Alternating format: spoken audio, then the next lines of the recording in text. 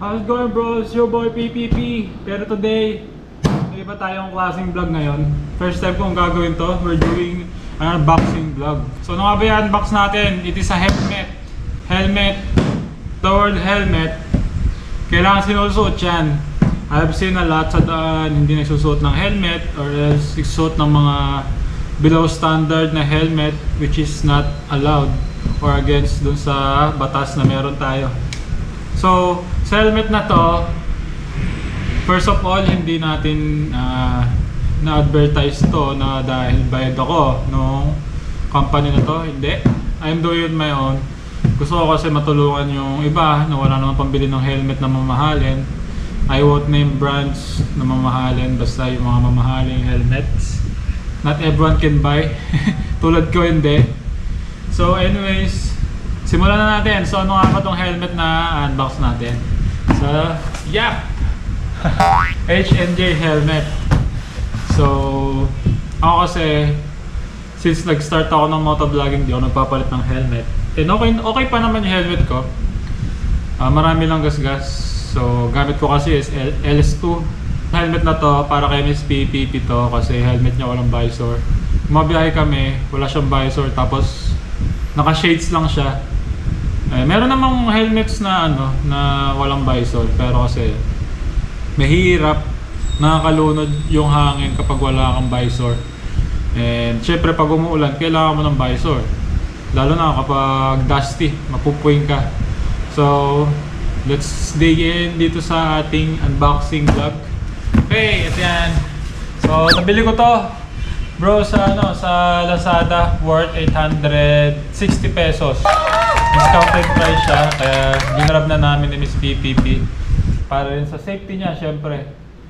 So, sa loob nito, color preference nito is si Miss PPP ang namili, hindi ako So, maganda naman. Syempre, kailangan match siya dun sa motor namin. Si Lippy, syempre green yan. Somehow malapit siya dun sa colorway ni Lippy.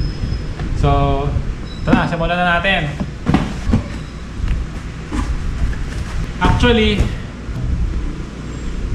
chinek ko muna bago ko iakyat. So, nabuksan ko to. Chinek ko na yung laman. Baka mamaya, helmet ng bike yung ibigay sa akin. Ingat lang tayo dun, bros. Check natin. Then, I will inspect each parts ng helmet kung okay ba siya. Na, background music na suspense. Nope! Wait lang. Kala mo naman no? Pero yung ilalabas Ito na, nasa loob ng bayo. Yan! Yan ang helmet. So, tinanggal ko na siya sa dust bag niya. Yan itsura niya. Sa harap.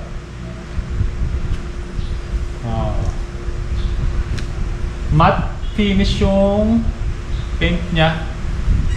Yung decals, matte. Yung ganito kasi medyo prone sa gasgas to, kaya kailangan ingatan talaga. Ayan. Ipakita ko muna sa inyo, yan yung logo sa harap. Ito, ikutin muna natin para makita nyo. Maganda yung design niya. Maganda yung design niya, bros. Medyo cheap plastic lang, to be honest with you. Tapos kapag tinitigan mo siya malapitan, hindi ganun ka-solid yung details niya, yung decals ng helmet. Pero may certification siya dito sa likod, which is safe. Okay. So tanggalin na natin tong sticker dito sa sa mismong visor. Anti-scratch din siya. Tapos may extremely clear vision sana So kung titingnan mo siya, maliit yung niya para sa akin maliit yung field of view ng helmet. Ito mo. Ito niya ito. Ayan. Ito yung vertical field of view. Masyadong makipot siya. Kung ikukumpara ko sa LS2 ko. Okay, sa cushioning, malambot naman. Pero okay naman. Kung i-rate ko siya sa sa standard na out of 10, siguro mga 5, pwede na.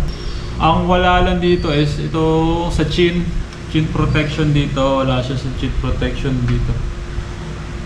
Kasi pag meron dito, hindi papasok masyado yung hangin sa loob. So kung magba-vlog kayo, prone siya sa sa wind noise. Kasi walang protection dito eh. Yung kasi nag-enable yun na i-block yung hangin na papasok sa loob ng helmet. So yung one thing na maganda dun pag may ganun. So ito wala. Yung niya, shell mismo, like I said, 1 out of 10, 5. Styrofoam niya sa loob, medyo malambot. Unlike doon sa LS2 ko, yung styrofoam niya, matigas talaga. Ito medyo malambot yung styrofoam niya sa loob, mapipisil niya. Siguro yung safety na ito, out of 10, mga 4 lang. Pero kasi kapag naka-helmet ka, pag nadisgrasya ka naman talaga sa motor, sure deads talaga kapag hindi maayos yung pagpapatakbo talaga. So kailangan responsible driving din talaga. Kung ayaw mo madisgrasya, syempre. Kahit anong helmet suotin mo, mamahalin, po 40,000. Kung nabangga ka ng truck, o nadaganan yung ulo ng truck, wala, patay ka pa rin eh. Pero syempre, ang mahalaga, naka-helmet ka. Kahit mumurahin lang, at least sumusunod ka sa batas na suot ka ng safety gears kapag bumabiyahe, lalo na pag nakamotor. So check natin. Wala kasing nung binili ko to, wala siyang size, wala siyang option. So ngayon, eto, hindi ko alam kung kasya sa akin to kasi pag nag-helmet ako usually XL ako bros. Ayoko ng maliit na helmet kasi napapangunga ko na yung mag-challenge yung ganyan tumatama ito ulit sa LS2 ko, parang ngungu ako dun kasi nakatatakban yung ilong ko na mabuti. So tingnan natin yung kasya sa akin. Kasya naman bros, magaan siya, sobrang gaan. Yung LS2 ko medyo mabigat, pero kagandahan ng LS2 ko kasi kapag high speed na, usually 200 plus, hindi ko nga ganun yung ulo ko. Pag magaan kasing ganito, pag pangit yung aerodynamic ng helmet, gano'n, magwiwigil kang ganun yung ulo mo, natangayin talaga. Kaya usually dadapa akong ganun eh. So okay naman pala siya.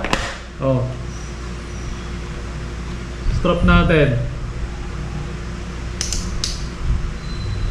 Yun. Mukhang ako yung gagamit nito, Miss PPP Ikaw na sa LS2. Ganda ng helmet. Kahit mumurahin siya bros, maganda siya. Di ko naman kasi pinipilit kayo na bumili kayo na itong helmet na to. Siyempre option nyo pa rin yun, choice nyo yung kung anong helmet nyo gusto nyo. Like what I've said, yung mga wala lang kakayanan kasi mahal yung helmet eh. So anyways, ayun lang bros. HNJ, ito yung colorway niya kung nakikita nyo ulit. 5 out of 10. Pwede na.